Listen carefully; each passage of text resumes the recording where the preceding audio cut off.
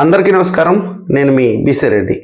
ఒక భారతీయుడిగా మనం ప్రధానంగా 4 అంశాలని అమితంగా ఇష్టపడతాం.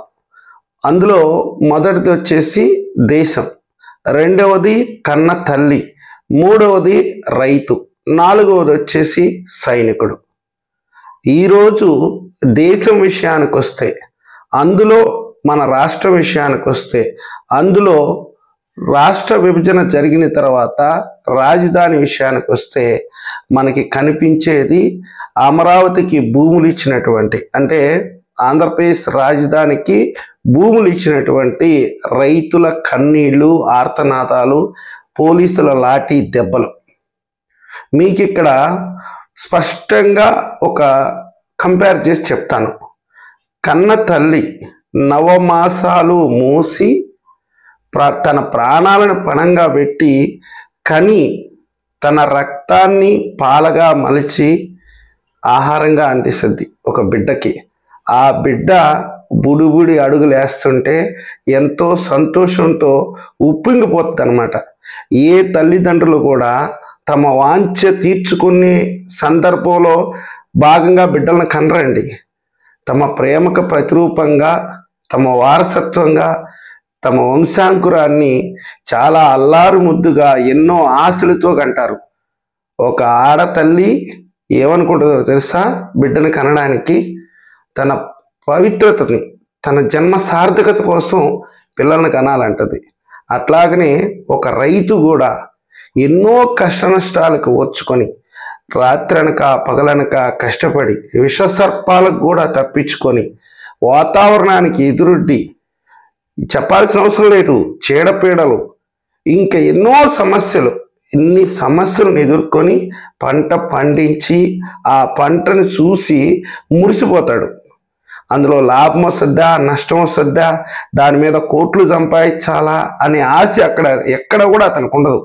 కేవలం పచ్చని చెట్టు అంటే పిచ్చి, నేల అంటే ప్రేమ, నీరంటే అభిమానం, వాతావరణం అంటే అమితోత్సాహం. వీటన్నిటి నడుమ ఆ రైతు ప్రాణాలకి తెగించే వ్యవసాయం చేస్తారు. ఒక వ్యవసాయం చేయడం అనేది మామూలు విషయం కాదు. ఒక రైతు కుటుంబం నుంచి వచ్చిన వ్యక్తిగా నాకు అన్నీ తెలుసు. బురదలో పడుకోవాలి, మట్టిలో నిలబడాలి, ఎండకు ఓర్చుకోవాలి, వానకు తట్టుకోవాలి. కానీ పంట దిగుబడి వచ్చిన తర్వాత ఆ పంటని చేతిలో పట్టుకున్నప్పుడు కలిగే ఆనందం ఈ కష్టాలన్నింటినీ కూడా దూరం చేసేస్తుంది. అలాంటి రైతు ఈరోజు రాష్ట్ర ప్రజల భవిష్యత్తు కోసం, ఆత్మాభిమానం కోసం రాష్ట్ర విభజన జరిగితే గొంతుకోసారి పాడేసింది కేంద్ర ప్రభుత్వం. ఆ రోజు వీళ్ళు ఎట్ట బతుకుతారు, వీళ్ళకి రాజధాని ఏంది, వీళ్ళకి దిక్కేంది, దిశ ఏంది అని కూడా తెలియకుండా మెడబెట్టి బయటికి గెంటేస్తే ఆ రోజు త్యాగం చేయడానికి మొట్టమొదటగా ముందుకొచ్చిన వాళ్ళు అమరావతి రైతులు. ఈరోజు ఆ రైతు 4 ఏళ్ళగా అక్కడ అనుభవిస్తున్న కష్టాన్ని ప్రతి ఒక్కరూ కూడా గమనించాలి.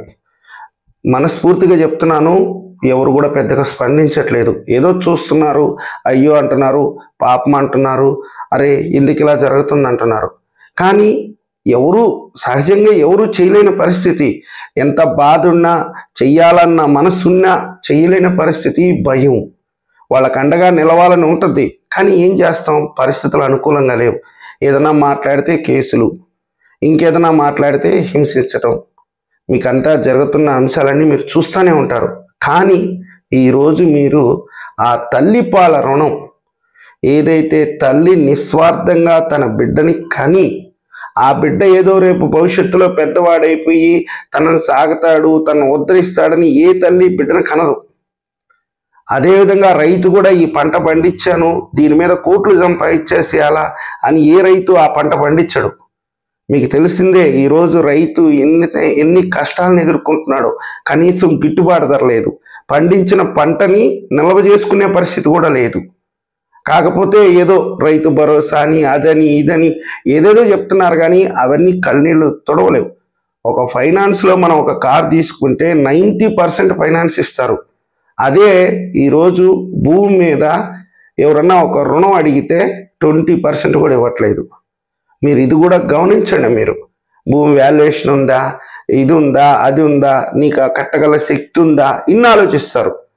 అదే ఒక కారో బైకో అడిగామంటే ఏమి చూడరు, నీకు సిబిల్ స్కోర్ ఉందా అంటాడు. రైతుకు సిబిల్ స్కోర్ ఎక్కడి నుంచి వస్తుంది?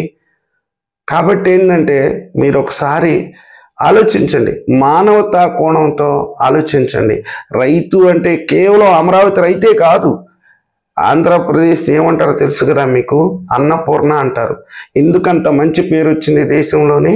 రైతు, మన గౌరవాన్ని కాపాడింది రైతు. ఈరోజు ఆ రైతే అక్కడ కష్టాల్లో ఉన్నాడు. ఈ సందర్భంలో మనం అందరం కూడా తల్లిపాల రుణం తీర్చుకోవాల్సిన సమయం అయితే ఆసన్నమైంది. ప్రతి రైతు కూడా, రాష్ట్ర వ్యాప్తంగా ఉండే ప్రతి రైతు బిడ్డ, మీలో ప్రతి ఒక్కరూ రైతు బిడ్డలే. మీ నాయనో, మీ తాతో, మీ ముత్తాతో ఎవరో ఒక రైతు. ఒకవేళ మీరు కాకపోయినా మీ నాయన కంపల్సరీ రైతు అయి ఉంటాడు. ఆ అమరావతి రైతు పడుతున్న కష్టం మీ నాన్న పడ్డట్టుగా ఆలోచించండి ఒకసారి.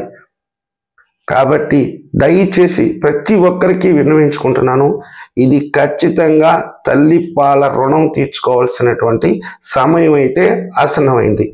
ఎవరైతే బుడి నడకలు నడుస్తున్న అమరావతి మీద విష ప్రచారం చేసి అక్కడ ఆ ప్రాంతాన్ని కులాల కంటగట్టి అవినీతి మరక చూపించి ఏదో అక్కడ జరిగిపోతుందని ఆ ప్రాంతాన్ని ఏదైతే శ్మశానంగా చేశారో, ఈరోజు వాళ్ళ వైపు నిలబడతారా?